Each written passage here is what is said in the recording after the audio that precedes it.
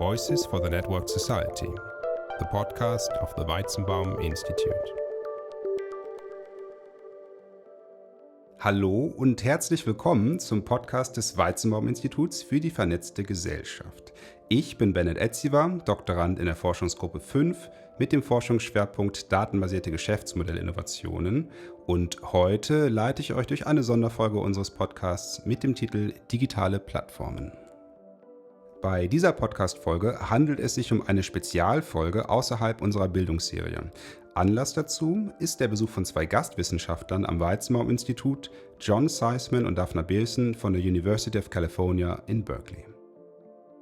John Zysman ist emeritierter Professor der Politikwissenschaft mit einem Fokus unter anderem auf Plattformökonomie und die Zukunft der Arbeit. Derzeit ist er außerdem Research Fellow unserer Forschungsgruppe am Weizenbaum-Institut. Dafna Bearson ist Research Fellow beim Bundesministerium für Arbeit und Soziales. Gemeinsam mit John Zysman und Laura Tyson erforscht sie Teilaspekte der digitalen Ökonomie. Zusammen mit Martin Kenny haben unsere beiden Gäste dieses Jahr 2 Studien veröffentlicht. Die jüngste Studie trägt den Titel The Platform Economy Matures: Pervasive Power, Private Regulation and Dependent Entrepreneurs und behandelt vor allem die Fragen der zunehmenden regulativen Macht von großen Plattformunternehmen. Die zuvor veröffentlichte zweite Studie fokussiert dagegen auf die Identifikation und Kategorisierung von neuen Arbeitsmodellen und Bedingungen im Umfeld von Plattformunternehmen. Über die Inhalte beider Studien habe ich mich ausführlich mit unseren Gästen unterhalten. Viel Spaß beim Anhören. Hello John, hello Dafna. Thank you for being here today. Why don't you just give us a short introduction on who you are and what you do?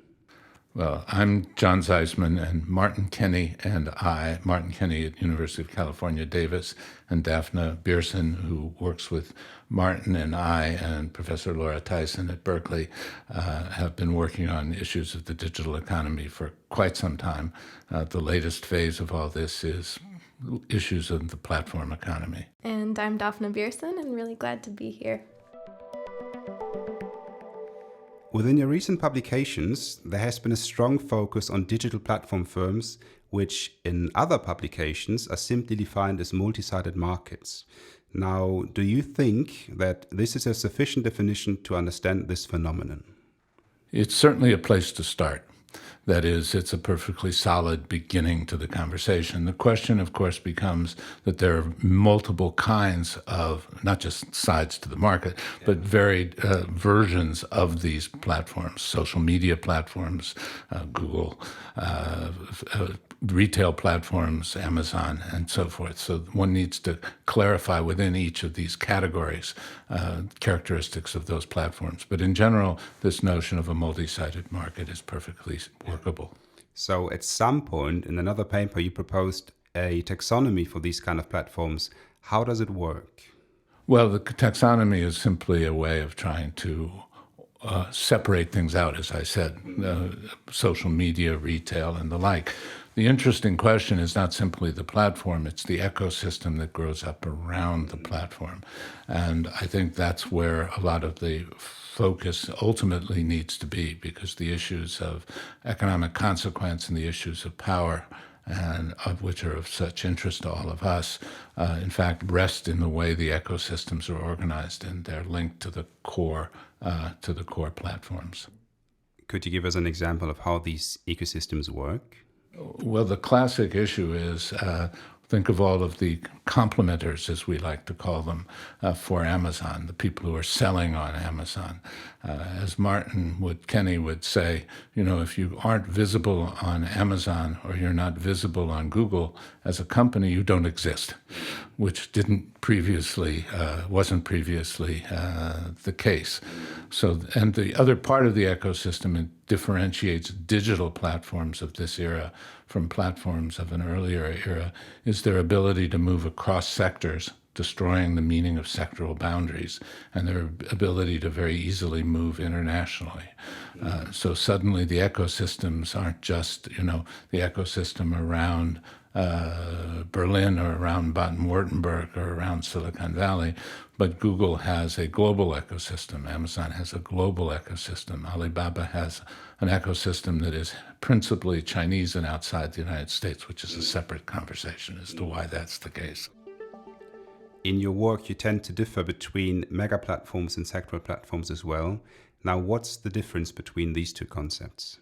I would say that mega platforms, just like John explained previously, they tend to defy sectoral boundaries. For example, you can think about Amazon, how it started in retail and then expanded into logistics, or also Google's expansion from information search into Google Maps, for instance.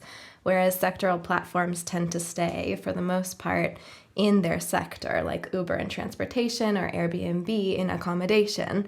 However, even in those cases, we have seen expansion into new markets, and that is a common characteristic that we have been noting in our research, the tendency for platforms, whether they're mega platforms or sectoral platforms, to expand into adjacent markets powerfully. Now, in a sense, Google and Amazon and all these platforms, they started as sectoral platforms then and then expanded. Well, they started as specific platforms. I agree with you about the word sectoral, but I mean, it's a specific function. It was search in the case of Google. It was retail. It could call it a sector in the case of Amazon. But as the mega platforms have grown, they, as Dafna is saying, have the capacity to integrate into their activities a whole array of seemingly unrelated or only peripherally related activities. And the reason that matters is what kind of power does that give? Since the terms and conditions for operating on Amazon define retail markets more broadly, if you are in fact captured inside the Amazon story, it's Amazon setting those rules. If you are in a specific narrower sector, then in fact you have less breadth of power. The breadth of your power isn't as great. So the mega platforms are broader in scope. Many of the narrower platforms have the ambition of being mega platforms, but aren't necessarily able to accomplish it. In many cases, they can't expand. In other cases, they get bought by the mega platforms that then, in fact, incorporate them into their activities. So it's a degree of relative power and ability to control markets. You're currently working on a new research paper in which you focus on, quote, the issue of platform power and platform governance. Now, what is platform power, what is platform governance, and how are these two concepts related to each other? The issue of platform power, it raises basic challenges to the way in which the economies are currently regulated in the American sense and governed. That is, traditionally take something like competition policy, which in the US is antitrust, but in Europe is competition policy. Traditional issues come up over to what extent does a company have a dominant market share? And if a merger is going to happen, what is the result in terms of the total market share that exists? What we've just gotten through saying to ourselves is that in the case of platforms, these platforms spread across sectors. So the notion that, for example, Amazon, in fact, has market power in the sale of groceries, that's not the case. But because when it buys Whole Foods, it in fact is entered into a new market. So the character of its power is across sectors. So a lot of these traditional definitions don't, in fact, work. Similarly, the traditional antitrust and competition policy notion has been price. In other words, if consumers benefit because you can buy something for $10 less expensively on Amazon than you could not on Amazon, there is no harm to the consumer. So suddenly, of course, the fact that Amazon may be able to enter a market against all of its competitors and use pricing to try and drive competitors out of particular businesses, even though it's not really have market share in all those businesses, that's not an issue that's easily dealt with in current policy. So that, in fact, the notions of what is harm and who is harmed really will have to change.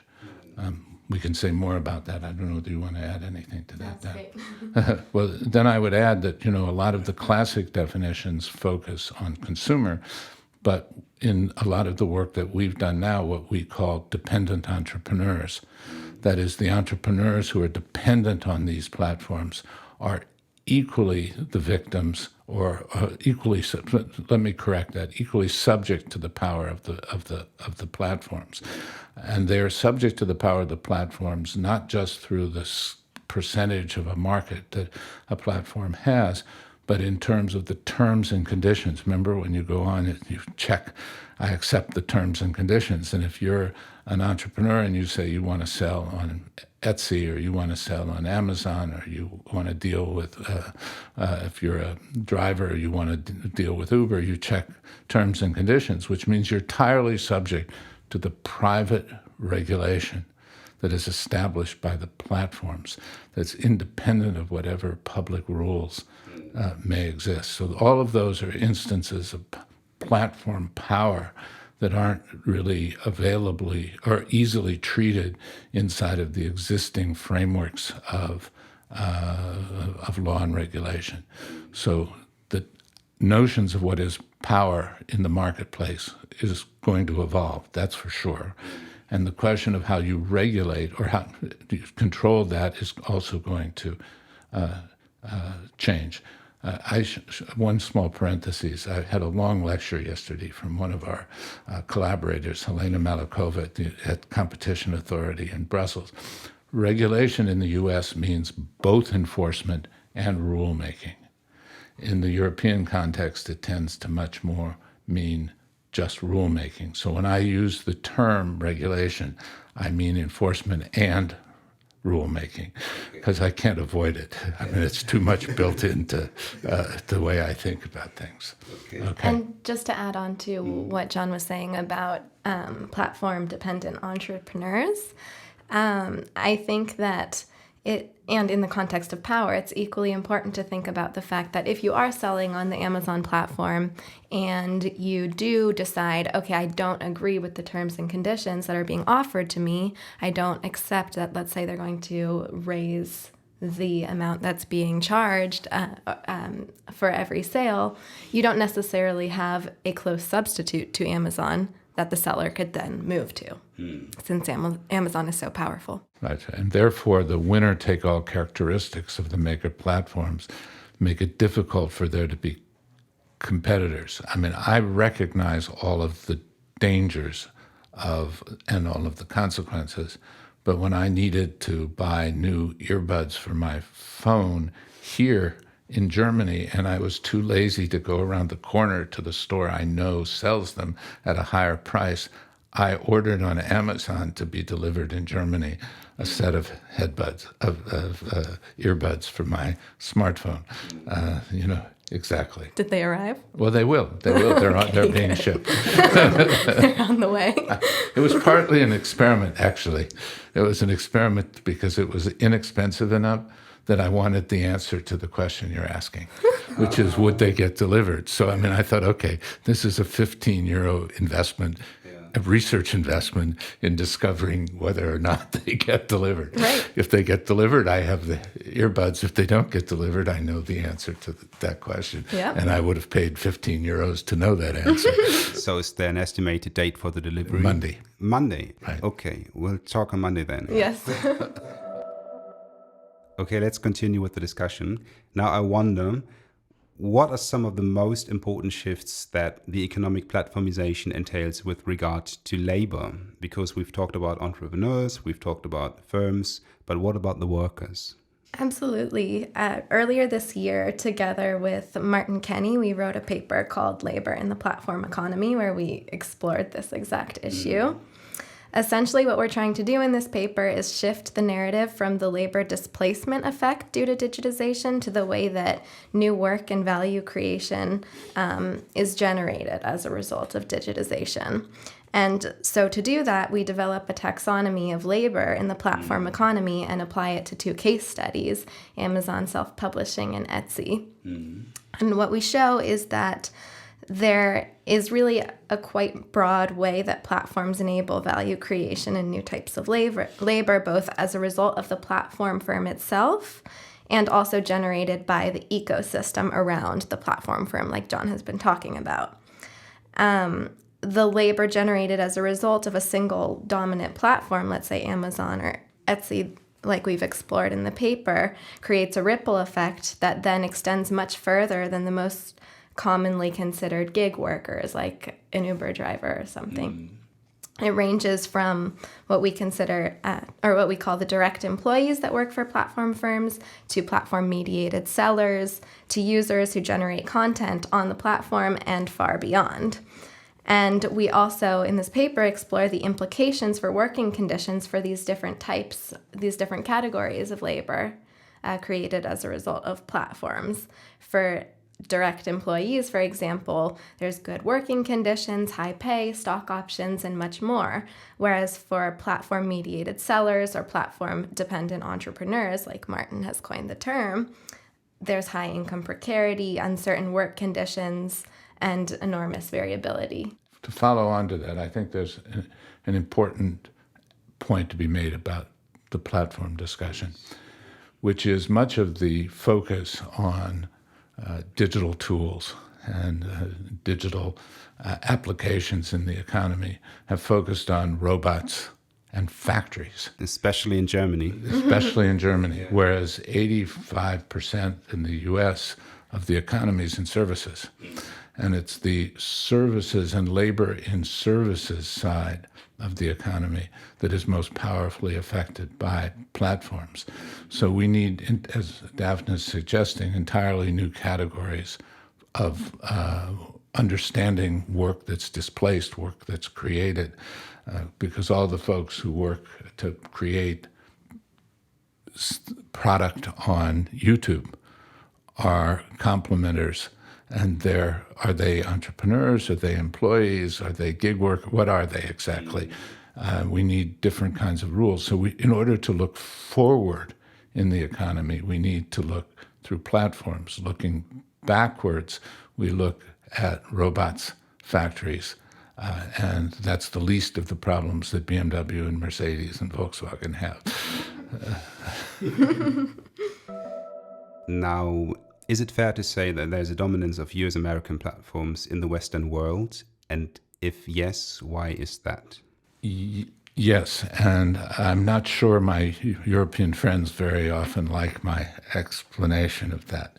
The explanation starts with cloud computing, because platforms, in fact, are manifestations or utilizations of cloud computing principles. And everyone can wave their hands at cloud, but the reality is it's a different way of organizing computing, involving virtualization and abstraction. Most of the principles of cloud computing have been known for a quarter century, maybe more. But in fact, it required radical increases in storage, in computing power, in communications technologies to be able to implement those approaches. And those approaches were first implemented by companies in the United States that began experimenting with how they could handle issues differently. Salesforce was probably one of the first, and Google, and then later, along with them, companies like Amazon and the like. And precisely because those platforms emerged on cloud, in fact, they were able to very rapidly expand. 15 years ago or so, in Europe, I had a conversation with some very senior Danish business people who completely dismissed and treated me as naive the notion that cloud was going to affect the way in which they did business.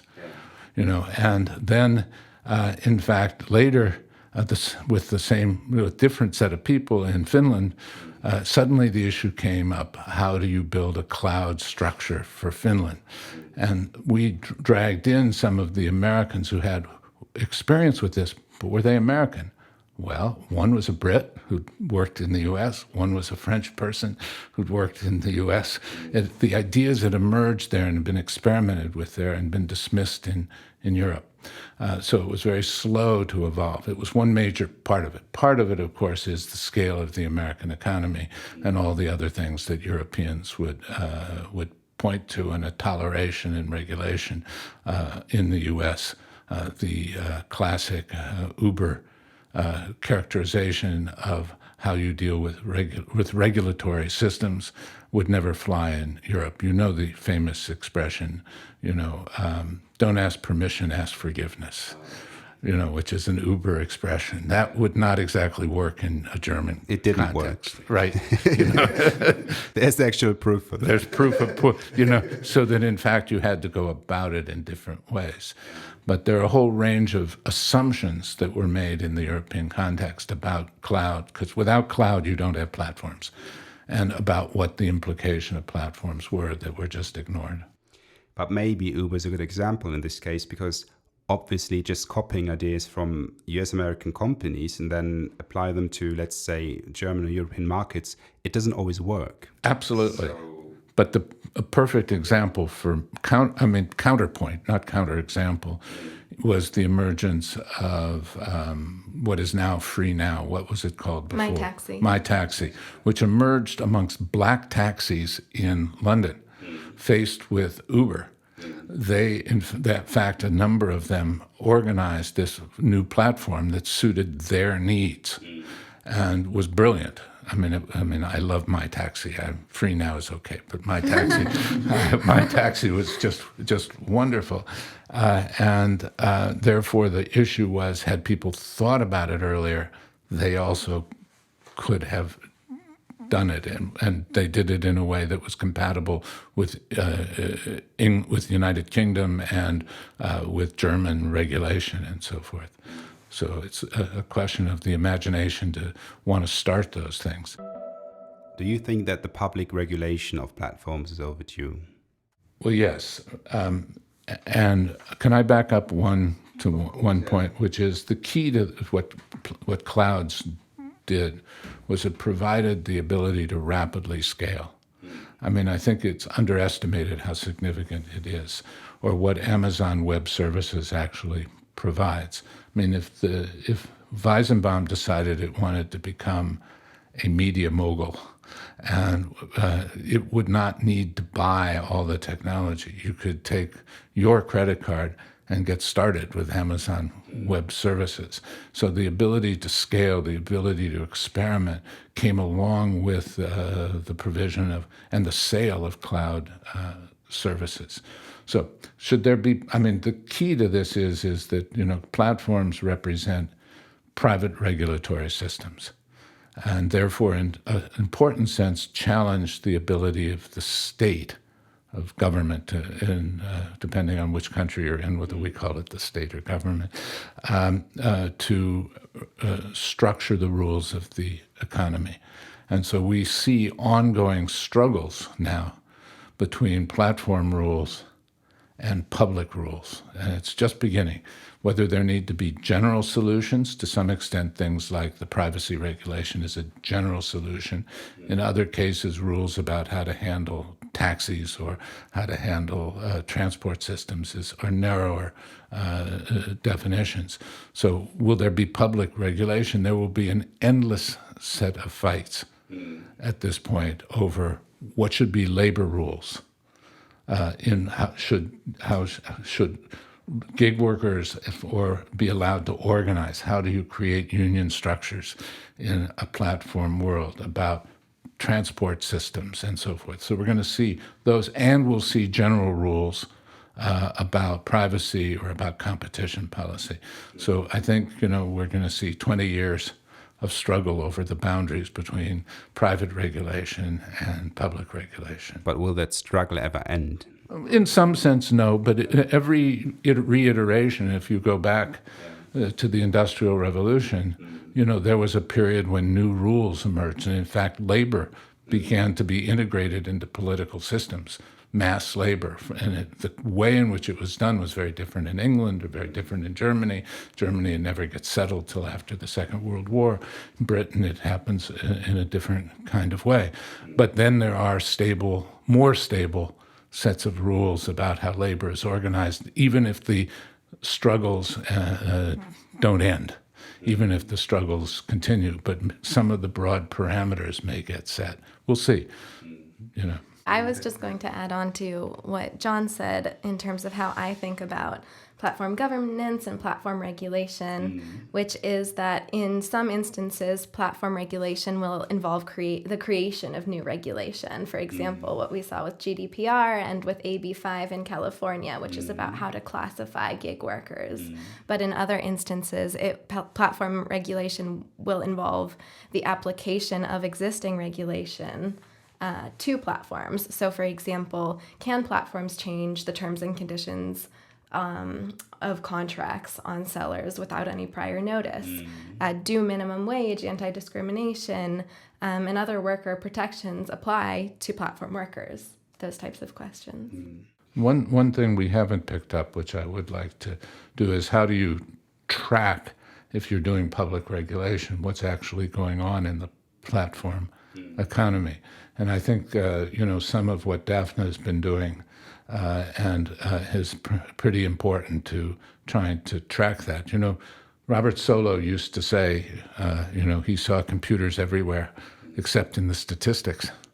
So that, in fact, the question that Dafna and our friend Helena Malikova and others are trying to do is create the frameworks for being able to track platforms, so that the Robert Solow of today would have to say, okay, I see where they are in the statistics. Maybe we could get Dafna to say something about what it is that she's been doing.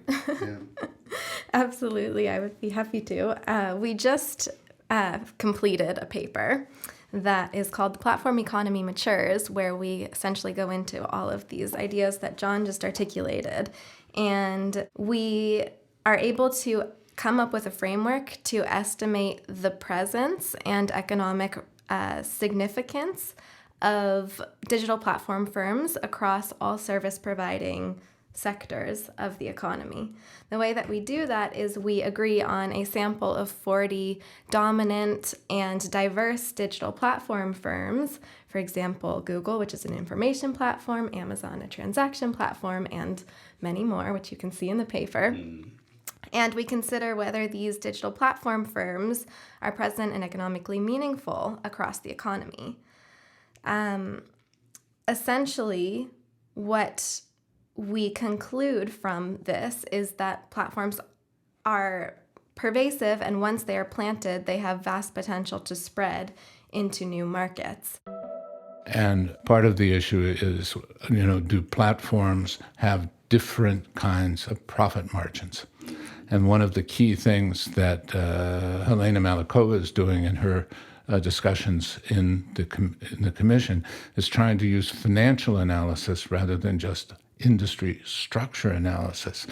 That is, a firm like Whole Foods or whatever is the food chain here, Casino in France, have very low profit margins. Google's profit margins are, 40% or something like that.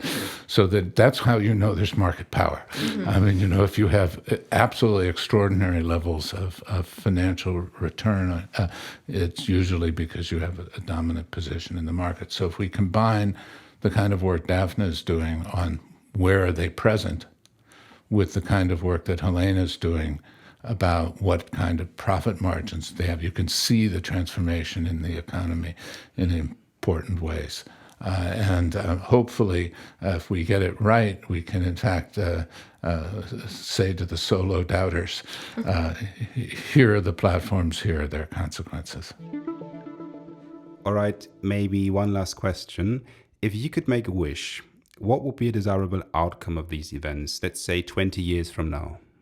What I would say to this is that platforms and the whole array of intelligent tools and systems that we talk about promise incredible productivity gains, efficiency gains, and that considering that, we try to understand that the effects of these new tools depend not just on the technologies themselves, but also on governance, on businesses, and on society's choices.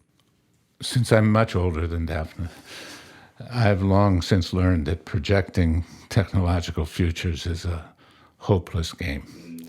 So therefore, the question is, what objectives does one really have? And the objectives, it seems to me, are classic.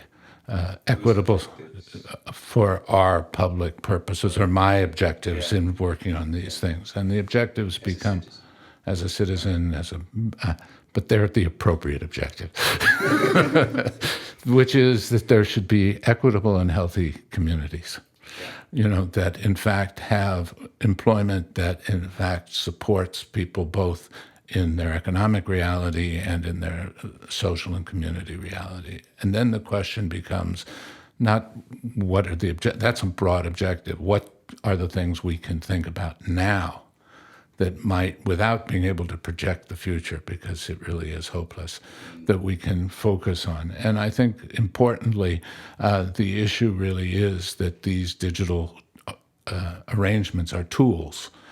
We emphasize the notion of intelligent tools and systems as tools precisely to get away from the sort of notion that the robots are coming, that in fact everything is going to be displaced. And the question then becomes, how are these tools deployed? How can they be used? Can we create narratives about the way in which these tools can be used to support workers? At the moment, there really is, in my view, a conflict between the narrative that says the robots are coming, work is going to be displaced, substitute robots one-on-one for workers. I actually have sat through meetings with venture capitalists who are building companies with that as their objective. And those who sort of say, it's a matter of reorganizing work. It's a matter of whether you value workers and what they know, which is really something that's characteristic of German and Northern European economies, which is a real question of how do we then reorganize work, reorganize business strategies to, in fact, benefit from these tools and benefit from the capacities of people. The notion that general AI is, in fact, a plausibility in the near future is pointless. It's not going to happen, and therefore the question is, how do we use and deploy these tools?